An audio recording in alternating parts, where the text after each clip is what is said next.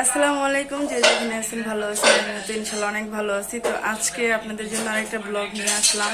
সকাল সকাল থেকে, সকাল বলতে কয়টা 11টা বাজে এখন। তো কি কি রান্না করব বা কি কি কাজ করব, যেহেতু আমরা মেয়ে মানুষ, তো আমাদের রান্নাটা কিন্তু ওই সকালটা কিন্তু রান্নাঘর থেকেই আর কি হয়। তো আমার ভিডিওটা দেখবেন আর অবশ্যই লাইক, কমেন্ট, শেয়ার, সাবস্ক্রাইব করবেন। ঠিক আছে, অনেকেই সাপোর্ট করছেন, যতটুকু করছেন না আমার কাছে এটা অনেক আলহামদুলিল্লাহ। তো এইভাবেই সাপোর্ট করে যাবেন আর আমার ভিডিওটা দেখতে থাকবেন। এখানে হচ্ছে কাতল মাছ, তো এগুলো আর কি রান্না করা হবে, সবগুলা না, মানে ওইখানে নেওয়া হয়েছে হয়েছে ধুইতেছে ওই যে মাছগুলো। তো এখানে হচ্ছে শাক, মূলা শাক। শাক আমরা বাসা সবাই পছন্দ করি। তো এই যে কাতল মাছ দিয়ে রান্না হবে আলু, আলু দিয়ে। আর এই যে এখানে আছে টমেটো।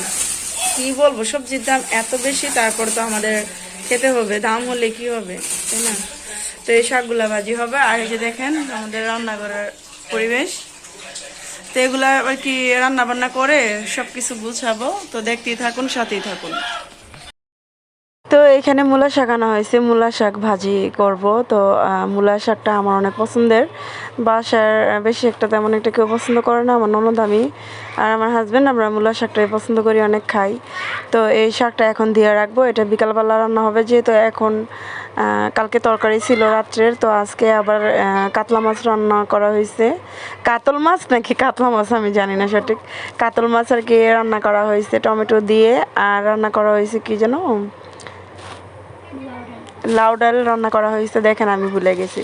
তো যাই হোক, লাউ ডালটা অনেক মজা হয়েছে, কাতল মাছ তরকারিটা মজা হয়েছে। আমি কাতল মাছ আগে খাইতাম না, আমি যখন ছোট ছিলাম আমার আব্বু অনেক কাতল মাছ আনতো, কিন্তু আমার মা ভাই ওরা খাইতো, আমি খাইতাম না, মনে করতাম কেমন না কেমন লাগে। তো আজকে অনেক বছর পরে আজকে কাতল মাছ আমি খাইলাম, তো খাইয়া অনেক ভালোই লাগলো। তো এখানে আমার ননদ রান্না করতেছে আর আমি এদিক দিয়ে টুকিটাকি কাজ করতেছি। আর কি বলবো, আমাদের পাকঘরটা আপনার জানালা দেওয়া হয় নাই, এই কারণে এত গরম, মানে ধোঁয়াটা সব ওই পাকঘরেই থাকে, এরকম একটা অবস্থা হয়ে গেছে। তো যাই হোক, এখন আমার ননদে যে এখন মাছগুলা ভাজবে আর আমি রুমে যাব, এখন রুমে যা ঘর দুয়ার গুছাবো। আর এখানে আমার ভাসুর আসে খাইতে, ওনাকে আমার ননদ খাবার দিব এখন। তো আমার বাসুর চিল্লাচিল্লি করতেছে যে এত লেট কে রান্নাটা। তো বললাম যে আমরা তো সকালবেলা খাইছি, আপনি তো সকালবেলা খান নাই, এই কারণে। তো আমার বাসুর আবার সকালবেলা বেশি একটা কিছু খায় না, হালকা পাতলা খাওয়ান খায়, তো এই কারণে আর কি খিদাটা তাড়াতাড়ি লাগে। তো যাই হোক, এখন হচ্ছে আর কি দুপুরে খাবার 1টা বাজে, আমার বাসুর চলে আসছে খাওয়ার জন্য। তো ওনাকে এখন বাচ্চা দিবে আর আমি ওদিক দিয়ে ঘর গুছাইতেছি। কি বলবো, মানে বাচ্চা পোলাপান এত দুষ্টামি করে, আর আমাদের 4টা পোলাপানই বাচ্চার মতোই, বড় দুটো সেম বাচ্চার মতোই করে। ওগুলোর তো ওরকম বয়স হয় নাই, খেলার বয়সী সবগুলার। তো দেখা গেল এখন গুছাইলে 10 মিনিট পরে আবার অগোছালো হয়ে যায়। এখন কি করবো, আর আমাদের বাচ্চারা বাইরে তেমন একটা বের হয় না, যা বাড়ির ভিতরে। তো আজকে আবার আমাদের বারান্দায় টিভি লাগানো হয়েছে, হ্যাঁ, ওয়াইফাই কানেক্ট করে দিছে, তো টিভি দেখতেছে এরকম আর কি। তো আমাদের বাচ্চারা কি একদিক দিয়ে আছে যে বাইরে কোথাও যায় না খেলতে, বা বাইরে খেলাটা বাচ্চারা পছন্দ করে না। তো আমি ভাবলাম যে বাসায় ভালো, বাইরে গেলে কার সাথে না কার সাথে মিশবে, কারণ ভালো মন্দ কিন্তু সব জায়গায় আছে, আর আমাদের এখানে খারাপ পোলাপেনও আছে, ভালো পোলাপেনও আছে। তো আমি চিন্তা করলাম যে না, বাসায় থাকুক, বাসায় থাকলে ভালো থাকবে। তো যাই হোক, এদিক দিয়ে আমি একটু নাড়াচাড়া দিতেছি, এমন ননদে অন্য কাজে ব্যস্ত। আর এই যে লাউ ডালটা একটু নাড়া দিলাম। আর কি বলবো, আমার ছেলে লাউ ডাল অনেক পছন্দ করছে, আর মাছ বারবার বলতেছে যে আচ্ছা। তো এদিক দিয়ে আমি যে নাড়াচাড়া করতেছি, যাই হোক বয়স দিতেছিলাম, আমার ননদ আবার মোবাইলে গান শুনতেছিল, এই কারণে আর একটু ধমক দিছি। তো এইখানে আর কি যে মাছগুলো আমি উঠাবো, তো আমার ননদে পেজ খুলছে, তো তো এই পেজের কাজ করবে, তাই মোবাইলটা হাতে নিয়েই করতেছে। তো আমি পেজের এটা দিয়ে দেবনি, আপনারা সবাই ফলো করবেন আমার ননদের পেজটা। আর এখানে হচ্ছে আমার ছেলে দেখেন মাছ মানে ওই ফ্লেভার নিতেছে, যেটা আদৌ কি মানে মাছ কিনা। আমার ছেলে আবার তেলাপিয়া মাছ খায়, তেলাপিয়া মাছ ছাড়া কোনো মাছই খায় না। তো আমার ছেলেকে বলছি যে এটা তেলাপিয়া মাছ, কারণ দেখেন আমরা সবাই যদি বাসায় খাই, ওইখানে যদি আমার ছেলে না খায় তাহলে কিন্তু খুব খারাপ লাগবে, তাই না? তো এখন ওরে বলা হয়েছে যেটা তেলাপিয়া মাছ, কিন্তু আমার ছেলে বলতেছে যে না, আমি তো গ্রান শুনছি এটা তেলাপিয়া মাছ না, এটা তো অন্য মাছ। তো আমার ছেলে যদি জানে যে এটা কাতল মাছ তাহলে আর খাবে না। তো এই কারণে মূলত বলা যে এটা আর কি তেলাপিয়া মাছ। তো এটা বলে আমার ছেলের সাথে অনেক তর্কাতর্কি করতেছি, আর আমার ছেলে আমার সাথে করতেছে। তো যাই হোক, আছে কিছু কিছু মানুষ যে অনেকে অনেক কিছু খাইতে চায় না, কিন্তু একসময় আমার ছেলে মাছ অনেক পছন্দ করতো, সব ধরনের মাছই খাইতো।